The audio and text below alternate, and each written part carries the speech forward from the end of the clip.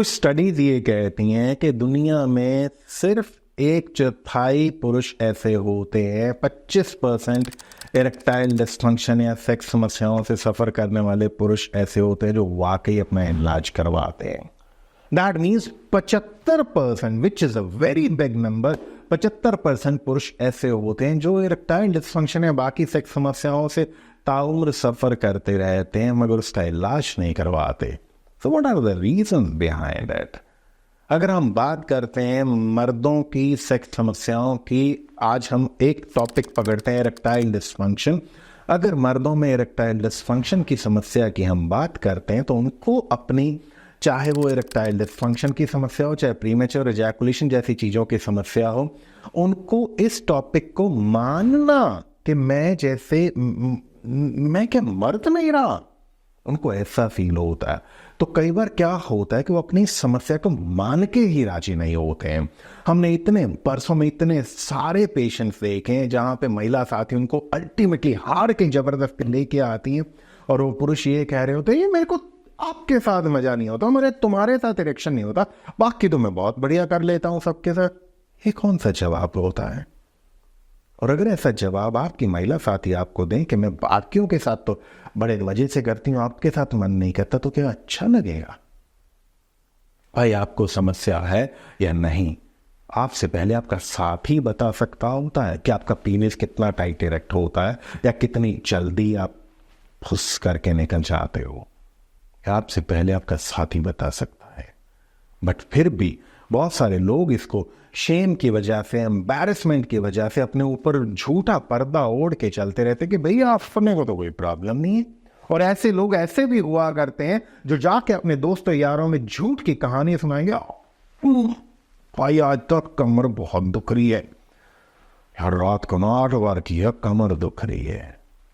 हो सकता है पिछले 8 साढ़े 8 महीनों से ना किया हो और कहानियां सुनाई जाती कि एक रात में 8 बार किया है। अपने सच को पहचानने की कोशिश कीजिए। अगर आपको वाकई समस्या है तो उससे जागिए। और ऑन द अदर हैंड एक बहुत बहुत बड़ा नंबर ऐसा होता है जो जागते तो हैं मगर सही इलाज विलाज ना करवा के वो केमिस्ट के पास पहुंच जाते हैं कि भैया वो गोली देना, वो गोलियां खा खा के जिंदगी चलाते हैं। टेल मी वन थिंग, कितने साल, कितने महीने, कितने टाइम तक आप सिर्फ गोलियां खा के सेक्स करेंगे? और यदि आप गोलियां खा के सेक्स करने की बात करते हैं तो tell me simple one thing, can you ever plan sex?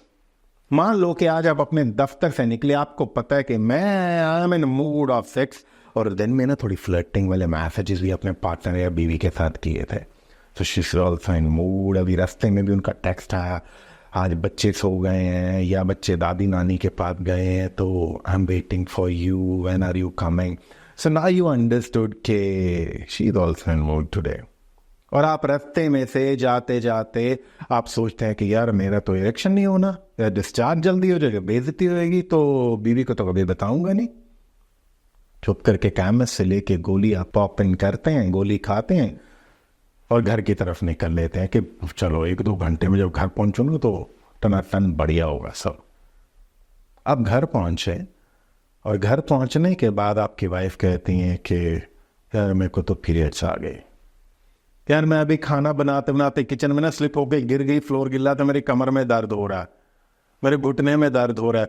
यार आज मम्मी का कॉल आया था, मम्मी ना भाई से बहुत परेशान है, मेरा तो मन बड़ा अपसेट हो गया, आई एम सॉरी यार, मैं अब ना मैं कुछ हूं ना, अब मेरा बिल्कुल मूड नहीं है।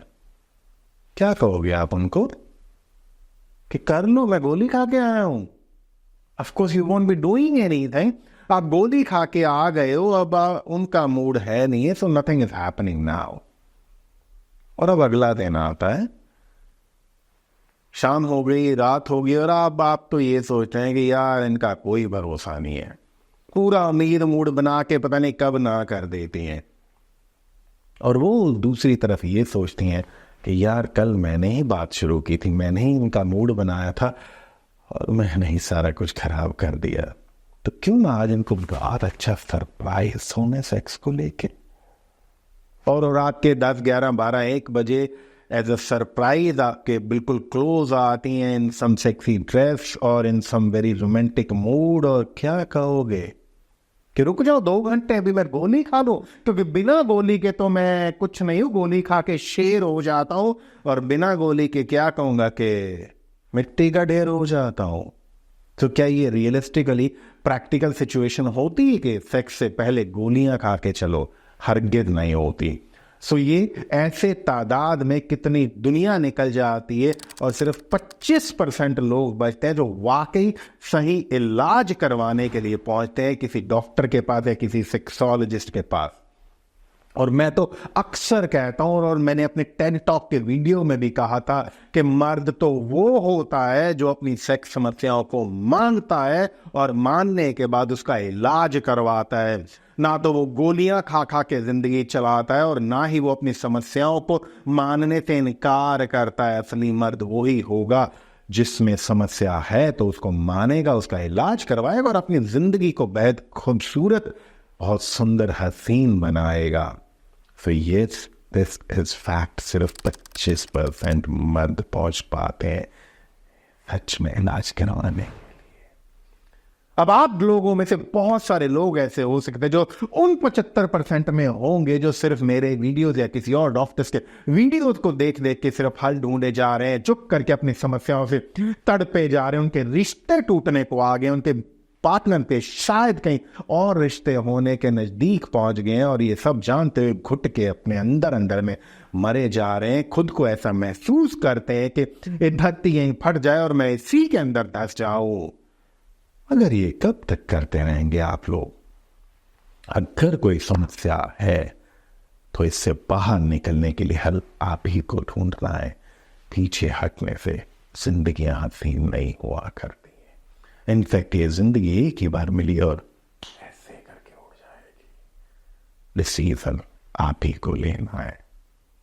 Keep enjoy great sex life, and if you need help, take the professional help.